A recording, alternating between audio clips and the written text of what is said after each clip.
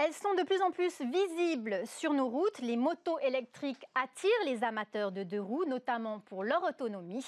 Mais que change vraiment cette motorisation dans notre quotidien et surtout que deviennent leurs batteries une fois hors d'usage?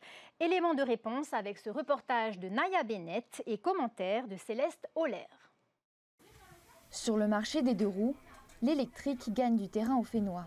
Ces engins d'une puissance équivalente à 50 cm3 peuvent être conduits avec un brevet de sécurité routière. Les prestataires, loueurs et revendeurs voient dans ces motos un intérêt écologique et pour les clients, elles sont simples à entretenir. C'est très économe, c'est-à-dire tu branches seulement sur le courant. Par rapport au thermique, le thermique, tu as l'essence, tu as l'huile, tu as plus, on va dire, d'entretien. Et ensuite aussi, elle est très robuste et très puissante. C'est-à-dire que, par exemple, en montée, ça monte très bien. Ça peut porter un poids, moi, je dirais, de 140 kg quand même, par rapport à une thermique, quoi. Rechargeable comme un téléphone, le véhicule se retrouve notamment prisé au niveau des locations. Le loueur Skyride est passé en l'espace de 1 an de 2 à 28 motos, devant une clientèle croissante et variée. Elle est silencieuse, elle ne pollue pas la nature et puis c'est moins dérangeant la nuit. Elle met 3 heures pour se charger entièrement et du coup après elle a une autonomie de 70 km environ pour son utilisation. Nous on touche toute clientèle, c'est-à-dire on peut toucher du plus jeune, c'est-à-dire à partir de 23 ans comme l'assurance nous le demande, jusqu'aux seniors. On a touché aussi une clientèle assez étonnante, c'est-à-dire les institutions, par exemple avec la mairie de Haroué.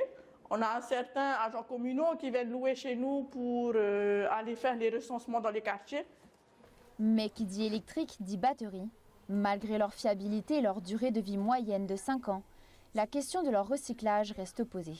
Un rapprochement s'est opéré entre certains prestataires et Fénoama, le syndicat spécialisé dans le tri en Polynésie.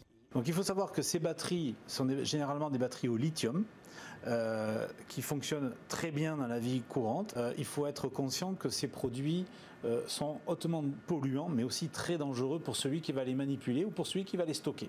Donc nous demandons aux gens, effectivement c'est très bien de les ramener chez le propriétaire, le vendeur d'origine qui va prendre ses responsabilités. Mais aucune filière de traitement n'a encore été mise en place pour ces batteries et en particulier lorsqu'elles sont endommagées.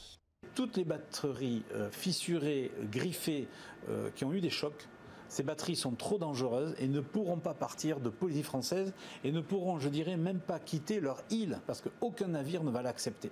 Et donc il faut trouver des moyens de les neutraliser pour pouvoir les sécuriser et ensuite pouvoir soit les enfouir en CET1 comme nous avons sur Nivé ou alors de les exporter à l'étranger. Le produit reste récent. Jusqu'à présent, peu de problèmes techniques ont été signalés et son prix reste attractif malgré sa consommation électrique. Un moyen de transport pratique, à condition d'être utilisé en toute conscience. En 2024, plusieurs départs de feu ont été causés par des batteries usagées. Il reste important de rappeler que celles-ci peuvent être déposées dans des points de récupération, répertoriés sur le site de fénoama.ps.